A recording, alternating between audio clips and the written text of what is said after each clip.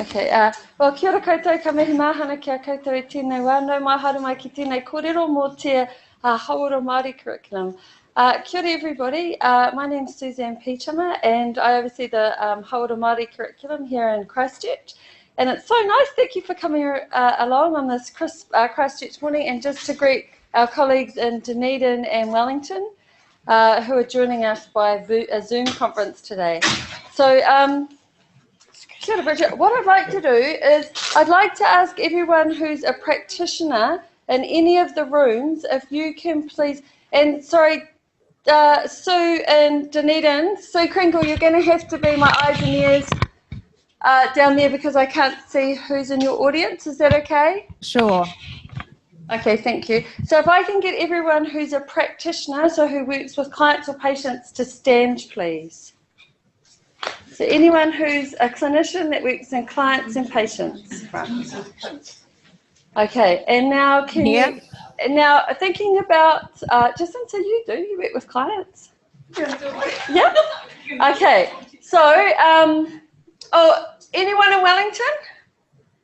Yep, okay, it too. So I want you to think about all of your tertiary education that you had in training to be a practitioner. And I want you to think about, given the long-standing inequities in Māori health education and health and justice, I want you to think about the curriculum in which you were taught, and I want you to remain standing if you had more than 2 hours of Māori curriculum. Okay, 4 hours. Remain standing if you have more than 4 hours. Okay. So is anyone left standing in your room? One of the younger colleagues is left standing. One of the young colleagues. Okay, that's great. And we've got one still in the room. Can you ask your young colleague how many hours of Māori curriculum they had exposure to, please? One day across the whole thing. Okay, thank you. And Maida? Same. 1 day, okay.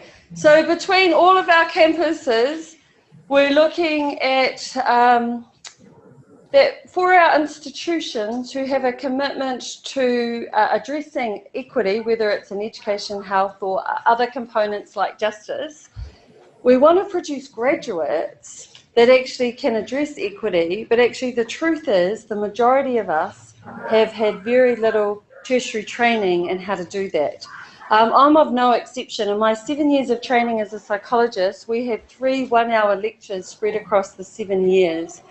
But somehow as we graduated finally and came out the other end by osmosis, we were supposed to take these 3 hours, which of none were practice-based, and immediately turn it into this amazing tool that we would then be able to contribute to addressing health equity. And the truth is it doesn't work, right? That's not how graduate programs are supposed to work. That's not how undergraduate programs are supposed to work. We have graduate outcomes, and within our curriculum we're supposed to have constructive alignment that takes us from gorgeous little new entrant undergrads through to our graduate status and is supposed to lead us to those graduate outcomes. And one of those graduate outcomes in Aotearoa being our ability to contribute to Māori equity, health equity, within whichever field that's in, whether it's in education or health or justice, social work, whatever our background is, that's what our curriculum is supposed to be designed to do. But the truth is the majority of us haven't had that experience. So in our attempt to try and work well with Māori, there's been this absence or gap. So really what I want to present in the next just 20 minutes is a little snapshot of a journey we've been in here in Christchurch, but I guess also across the University of Otago in our medical school around the journey we've done to try and think what are the graduate outcomes and how do we produce graduates that can contribute to health equity, and then what does that curriculum look like to get them there. And just a little disclaimer, this is a very short snap profile and please ask questions. I'm going to make it look like it was really simple, but the truth is there was lots of tears, really bad ideas that we trialled and cost lots of money and fell over. So I'm just providing you with the good news story today. If you want to hear some of the bad news stories, we can talk about that later. But it's been a developmental process is kind of what I want to say. So the first thing is thinking about, actually there's no such thing as being competent in cultural competency, because actually it's a lifelong journey. Things change in terms of not just Te Ao Māori, but our clinical environment. I was on the, I'm a little bit ashamed of this, but I was on the Hospital Advisory Committee many, many years ago for our DHB, where in signing off the plans for the new women's hospital, a biostatistician told us that all the birth rates in Canterbury were going to be dropping rapidly, so we didn't need as many rooms as we had in the old hospital. I don't tell a lot of people that. And then, of course, the day after we signed the plans, actually there has been and continued to be an increase in births in Canterbury. And so now one of our structural issues at Women's is that 4 hours after you give birth, you need to be discharged, not because that's actually clinical best practice, but that's actually because structurally we have no room for anyone else. So there's some components that influence learning, and different hospitals work differently about what the discharge rates are, just using maternal mental health as the example this morning. So this lifelong journey is actually changes all the time depending on our clinical but also our political environment. And the role of the Hauora Māori curriculum at the medical school here in Otago is really to provide some constructive alignment across years 1 to year 6, but also hopefully our goal is to give our graduates the skills to then know how to apply that post-graduation, and then also how to identify for themselves whether they're continuing to contribute to health equity or not. And I'm just going to briefly talk about that. So this is the beautiful plan of where we want all our graduates to go, but sometimes there's a few little hookups in there, but that's our overall plan. So first of all, the context for the Hauora Māori curriculum sits within 2 major documents within the Otago Medical School. The first being the Treaty of Waitangi, and as an agent of the Crown, the University of Otago has a commitment to the Treaty of Waitangi, and it demonstrates that commitment in different ways. And I'm going to talk about those in a minute, but actually some of those commitments line really well with what we call the AMC accreditation standards. So that's the Australasian Medical Council. So amongst New Zealand and Australia, all medical schools have to be accredited by the AMC to keep your tickets, to keep your business going. And the AMC accreditation standards have specific Indigenous health standards and also notes that tie not only to curriculum but also to the recruitment of Indigenous students and the recruitment of Indigenous staff. So the University of Otago is about to be accredited in August. So this commitment through the Treaty of Waitangi and the AMC accreditation standards are probably the 2 foundational pivotal points for our medical school around how they're supposed to be responsive to addressing health equity. And what this has meant for, and I acknowledge Bridget, who's online, who's also been a huge instigator of this development, has been thinking about then the role of the Indigenous health curriculum is to address 2 things. One is to ensure our graduates have a clear understanding of Indigenous rights, and the other around health equity and the determinants of health and what that looks like and why it doesn't exist. So over the last 17 years that we've been working together, the current evidence actually highlights that our graduates should understand the following. Firstly, the role of structural bias, like we talked about changes in policy when we build a new building and there's not enough beds to house people, and I know we have the same issue in mental health, where we want to put everything back in the community, but we're not wrapping things around our primary care sector that enable them, for example, in mental health to effectively manage the patient load within primary care. So the role of structural bias is a really key component of the curriculum. The second is to produce graduates who understand the role of clinician bias and the evidence we have around differential diagnoses, around delay in referrals, differential prescribing, So we want students to understand the role of clinical bias. And then we also want our graduates to understand the ongoing impacts of colonisation, that it wasn't a rare event in 1840, but how every change in policy and procedure and media releases continue to influence the impact of colonisation on the Indigenous community. So because of those three key content areas, we have three purposes. First, to ensure that our students know how to navigate bias, so they can support Māori patients, work to navigate bias, but also they can support themselves to understand the biases that exist that may influence them in their practice. Second, to develop competency and confidence to advocate, because it's one thing to understand what the structural bias is, it's a whole nother issue about how we advocate for that. So producing graduates that can advocate. And then the third is to know the signposts. One of my greatest challenges when I started teaching Hauora Māori was by one of my fifth year students who was an ex-school teacher, a high school teacher. And he said, you tell us what not to do, but actually can you just show us what you want us to do and we'll go away and we'll do it? And wow, was that a challenge for a Hauora Māori teacher? Because it was like, if I sat in a room with you and watched you interview a Māori patient, what would be the signpost that you were doing a good job? And this sent our whole team into a spin for what was to become another 10 years of development. And I acknowledge Lutz, who has been part of the spin rising over the last 18 years, going, what does it look like? And what's the evidence that informs what that looks like? So it's not just instinctual, what's the evidence?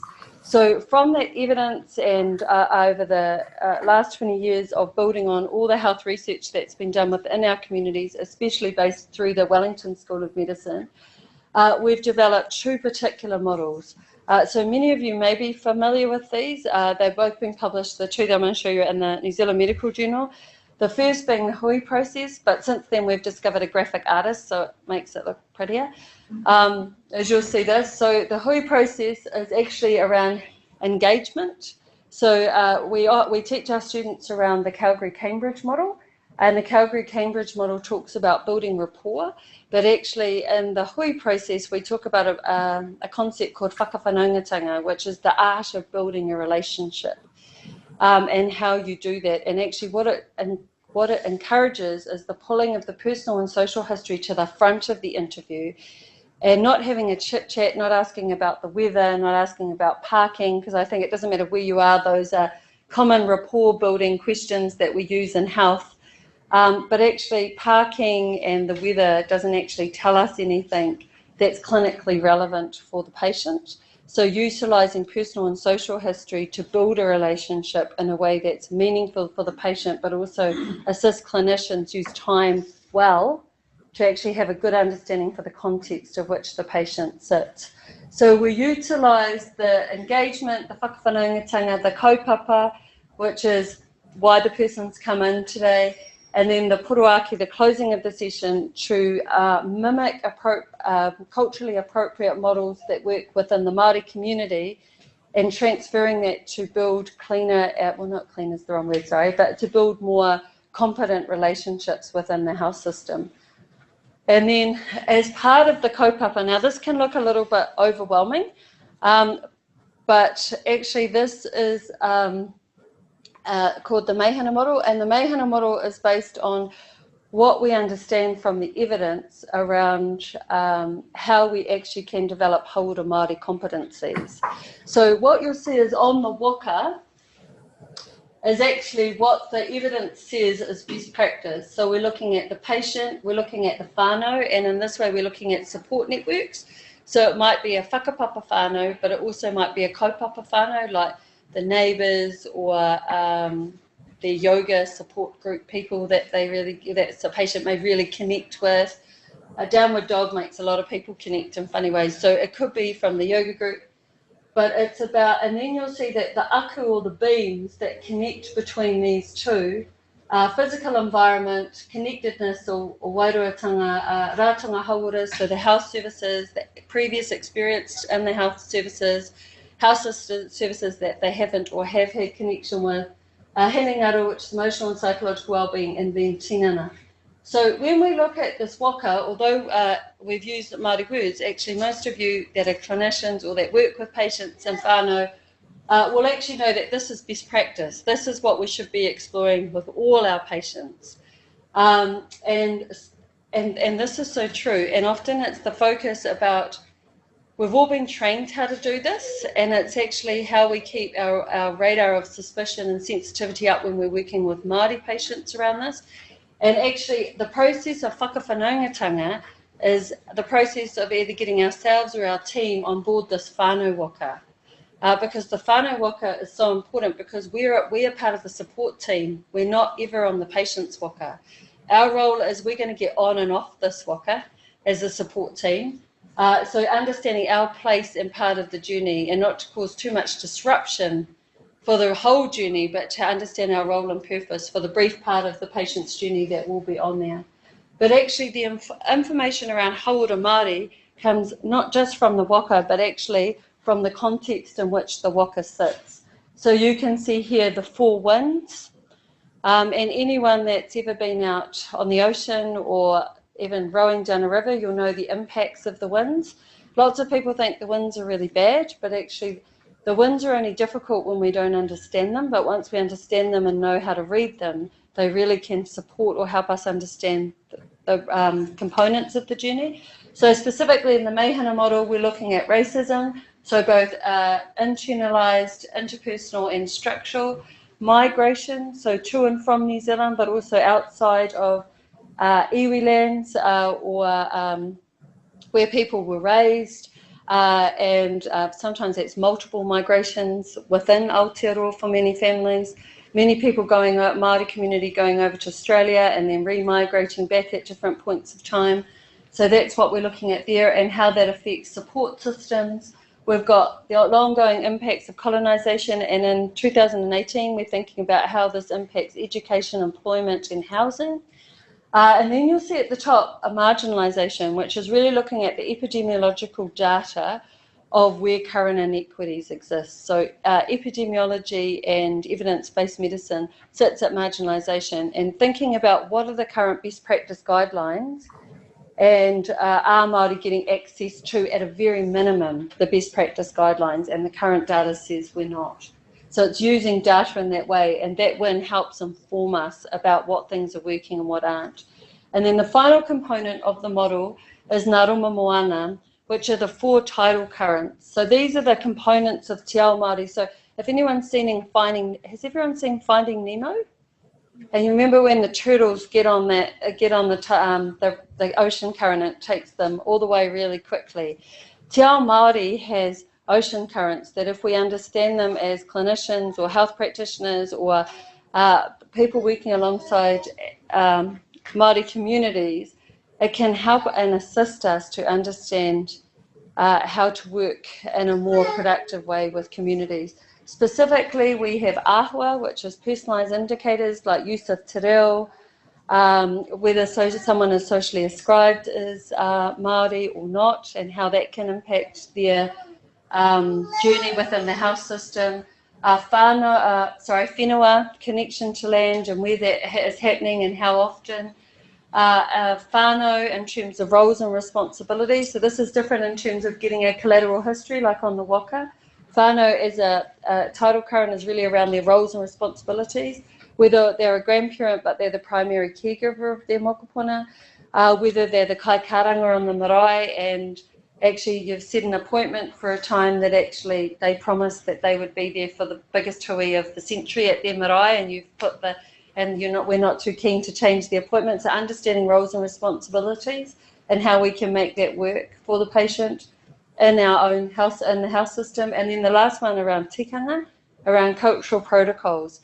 And I'm really grateful that all of our DHBs have really good tikanga guidelines that have been forged by those that have gone before us around what we need to be mindful of going through in the health system. So these two models, and if you think about both these models actually as roadmaps, so what we teach our students is when they're interviewing patients to think about both these pictures and go, have I done that? Have I covered that? Where have I covered that? Have I even considered that? What do I know about that? So this is their little roadmap, and seeing it on a picture is easier as a clinician to tick off than kind of reading a really long list of bullet points, although it's kind of a pretty checklist. But it also means that in introducing the model, we have to think about sequential learning. So first, exposing students to context. So the context of Māori health, understanding about our New Zealand education system's not that good about teaching us about the history of our own country, or Te Ao Māori necessarily. So introduction to the context, then being able to practice. You know, it's really quite daunting to be thrown in a room with someone and say, go, be Hauora Māori competent, go you. You know, really it's really good to have a practice in a room first with some people and get some feedback about, you know, I do with the students, I say often practice in front of the mirror, because if I was looking at Bridget and I said, kia ora Bridget, that's quite different than if I went, kia ora Bridget. So a lot of that's around practice, especially around the use of te reo and our comfortability with it, but there's many other skills that also our mirror is our friend in terms of practicing, but sometimes our peers are our friends as well. Then being able to have some experiential opportunities to practice, again, was in a safe environment, not just for students and us learning the model, but also for our community. And then transformative. So the ability when no one's watching us, whether or not we're prepared to do it. Okay, so those are the sequential learnings. So I just want to show you a couple of quick picks. So we're really grateful that the university, that our medical school allows an investment in providing all of our students the opportunity to attend noho marae that are taught by the Hauora Māori teaching teams. And although this is the marae onuku, although beautiful and historically important, this is one of the 3 sites in which Ngāi Tahu Tupuna signed the Treaty of Waitangi. It also represents a learning context where Māori values are normal. And so a lot of context can be taught when something is within an environment by which it is a privileged knowledge. So being able to teach in that place of privilege is exceptional. And also, I don't know how clear this is, but this is a picture of Takapūneke, which is just about 3 kilometres walk from the marae. And this has a huge historical relevance for the Ngāti Irakehu people. This is where Te Rauparaha came in and did quite extensive damage to the people of Ngāti Irakehu. But actually the history around this has really informed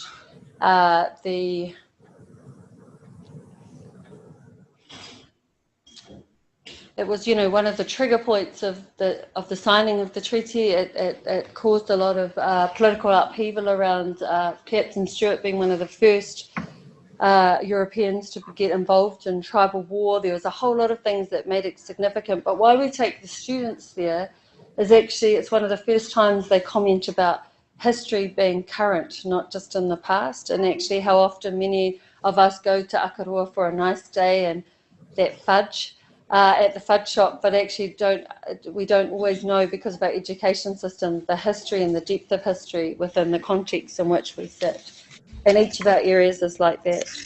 So then we go from context to practice. We're so grateful for our Māori health workers and many of our other Māori community volunteers that support us to use simulation in a safe environment that allow our students to get provided feedback and also to try really awkward questions, like questions around housing or racism that they've never asked before, and having an opportunity to, we have a rule with our students in simulation, they can pause, phone a friend, rewind, try again. The only thing they're not allowed to do is fast forward. That's the only rule of simulation. So it allows them to have a go, and they can even change out seats and see how things look a little differently. The other thing that we do is team-based learning. So here you'll see their peers watching them. And you'll also see this is a combined clinic we do with clinical skills, and acknowledge Debbie who's here who helps us with this session, because we're also really keen on actually demonstrating what does it look like in real clinical life.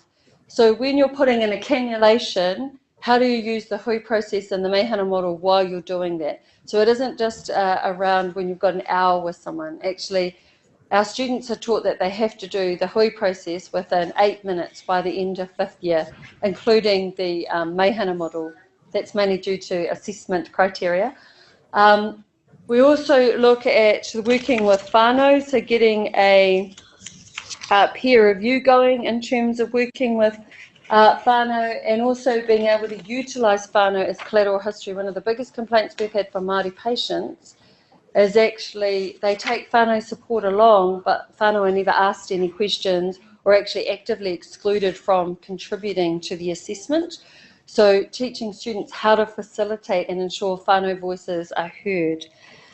The other thing is also investigating and providing them with scenarios where actually understanding the tikanga guidelines are pivotal. So when patients ask for body parts back, do the students actually know what the CDHB guidelines are about that? And actually after particular testing, is there anything left to return? So actually having good understanding about the practicalities and how that works, so that they don't overpromise and underdeliver and cause concern. The other thing is we also are able to deal in simulation with some heavier content around death and dying, which Amanda and I work on, but also this particular case is around suicide ideation.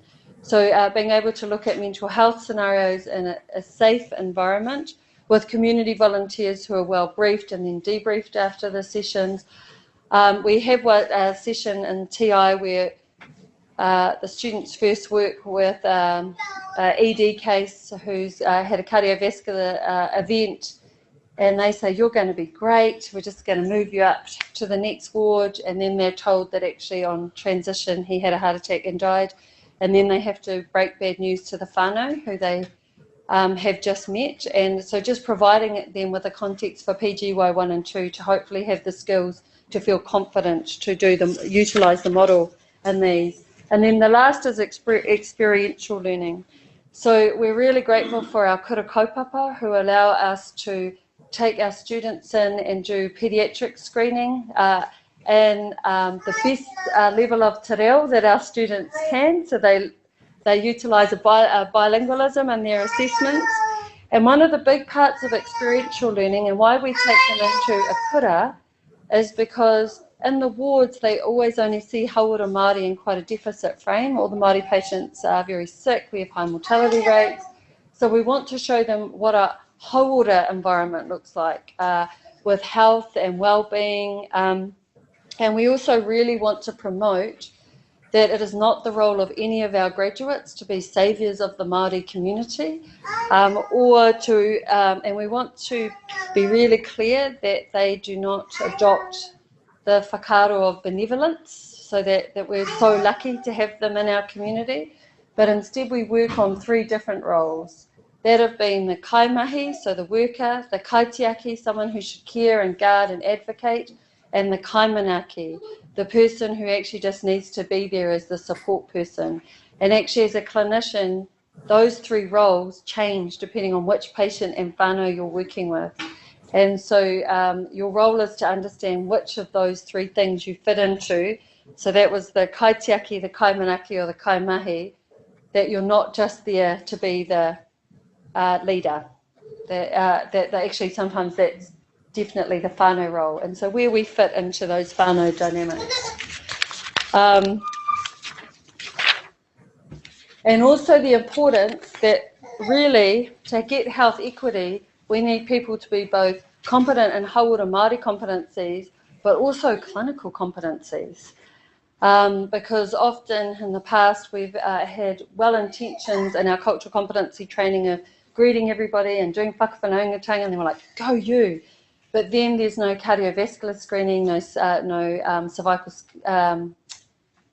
cervical smear taking. There's no checking whether the medications are at the right levels. There's no access to allopurinol. This is what the evidence is telling us. But actually, that's really good, clear clinical markers. And so for Hauora Māori equity to occur, we need both Hauora Māori competencies and clinical competencies happening together.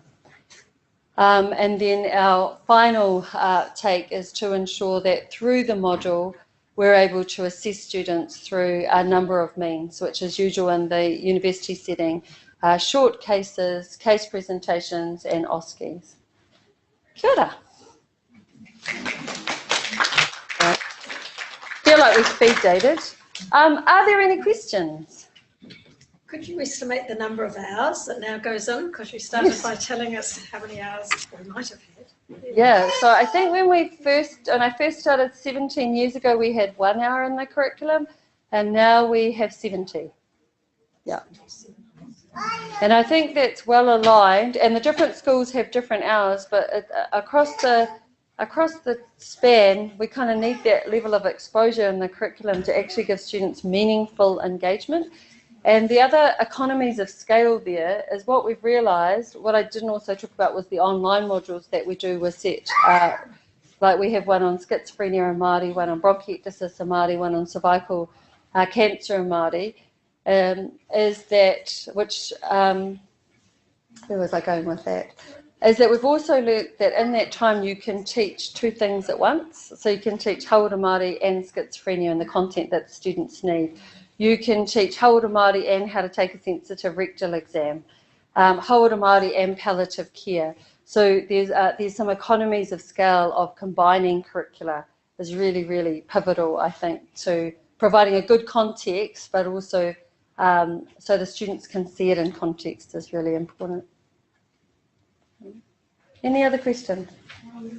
I was wondering about the Poutama in terms of a more general inequity thing. So as you say, the key for teaching, for anybody that's teaching, is trying to combine as much as you can within those precious curriculum hours. So in the whole world, do you kind of address some of the other inequities in the health system, maybe in Pacifica, for example? Sorry, did you hear that, Bridget? Did you hear that question? Oh, we didn't. Thanks. Okay. Sorry, so the question was, within the Hauora Māori curriculum that we're currently discussing, do we cover any other communities that experience inequities, is the question. So at the moment we don't, but we do have a Pacific curriculum within our medical school, and Tai Sopotanga leads that, so we think that's appropriate for her, where our university is just developing an LGBTQIA curriculum. And next year we're going to trial bringing an LGBTQI case into Hauora Māori, and we've been trying to do that with the right consultation and making sure we fit within the objectives of the committee that's overseeing that. But for the students and around their sequential learning, because when you use Hauora Māori as a case study, you're often looking at huge exposure to risk factors around determinants of health, so that for the first time students are thinking and having to discuss poverty, for instance. Making it conscious in a more global way are some of those social determinants. Yes, yeah. And I know our population health curriculum really work at that as well. So what we're hoping in the curriculum is everybody's teaching about inequities and the students can put the pieces together. Yeah, good question. Any other questions? Hi, this is Susan Jack from Dunedin. So I convene the 4th year public health run, and I was wondering about Hauora Māori and your teaching on public health and health promotion and using Te Pai Mahutonga. I can see the Hana model with the 4 wins about inequities, but actually teaching models for health promotion in Hauora Māori.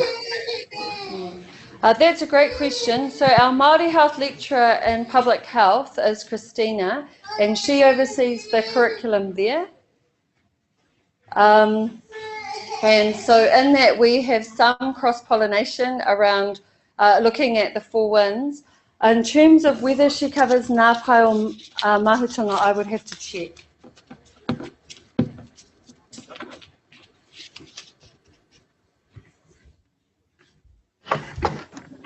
Suze, it's Bridget from Wellington. We had some research over the summer where students said they weren't seeing Hauora Māori modelled outside of our curriculum. And so we're now trying to work on strategies. Read the good news, this seminar being one. Do you have any thoughts on how we might do that more effectively? So, sorry, is your question about how we might train our faculty? Yes, and our hospitals for our clinical environments. Oh, yes. Actually, we have a lot of DHB staff here today. I'd be interested in their thoughts. Oh, there's an awkward silence, but I'm sure some people from the social work program, and I guess that we experience with our students, how they work with seeing not ideal practice or absence of bicultural practice or appropriate practice. Is that part of your training within your curriculum about how they respond when they go into the workforce or even while they're in internships and in the school environment? Yeah, that's a good question. I'm going to try and combine both questions. So, Bridget, the comment that was made here is is it part of our curriculum for students to, when they view either practices that are kind of counter-narrative to the Meihana model, what do we teach them about that and how we coach? Sometimes there's quite a lot of debriefing around that. And I think it is our biggest hidden curriculum, not so hidden curriculum, is that we have a workforce like us, of our age group, who didn't have any Hauora Māori training, and then you're teaching, these students are getting 700% more than we got, and so there's a little bit of a missed divide. One of the projects we've currently done is we've just done we have trialled doing some vertical integration with the College of Obstetrics and Gynecologists, and what we found has worked quite well is online modules, and then some face-to-face work that allows them to do the practicum, because everyone's really busy, so they can't, it's harder for clinicians to give up bigger chunks of time for the training, but online training that can be driven in your own pace seems to have worked quite well.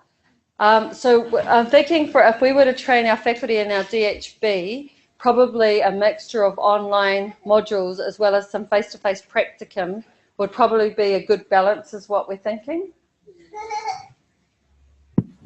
Yeah. Kia ora, Suzanne. So I think you're right. And to make people feel more confident that are teaching in our curriculum how to teach alongside the content. Kia ora, Suzanne. It's Richard Egan from Dunedin.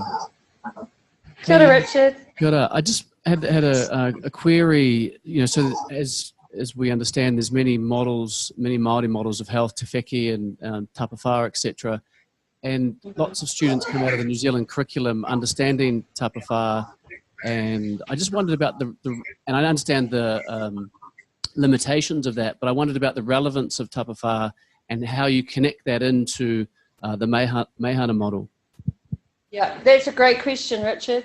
So He Whare Tapawhā is taught, I should have done a disclaimer at the beginning, that a broad range of Māori health models are taught to our students in year 2 and 3. The Meihana model more takes focus in years 4, 5 and 6, when we're particularly looking at getting them prep ready for PGY 1 and 2. But actually the Meihana model is kind of like one of the children of Te Whare Tapawhā, and we worked with Mason quite closely when we first released the model around ensuring that he was okay with that. So that you'll see the concepts on the waka haurua are straight from He Whare Tapawhā, and then the extensions of it is based on the further evidence and literature that's been done over the last 20, 30 years in health since. So it's an extension of the Meihana model. I come from Hawke's Bay, so Te Wheke is the model of health that you were raised on as a child, because one of my nannies is the author of it, Rose Pere. One of the biggest critiques we got when we started to teach the model by students and also by peer reviewers is that too many models was a bit overwhelming and they couldn't see how they work together, which is why now in our year 2 and 3 we expose them to a number of models, and then year 4, 5 and 6, I've really only talked about the focus on the Meihana model, but they do cover some other models as well, including, I'm pretty sure at Wellington they do Ngā Pai Mahutunga as well in public health. Kia ora, thank you.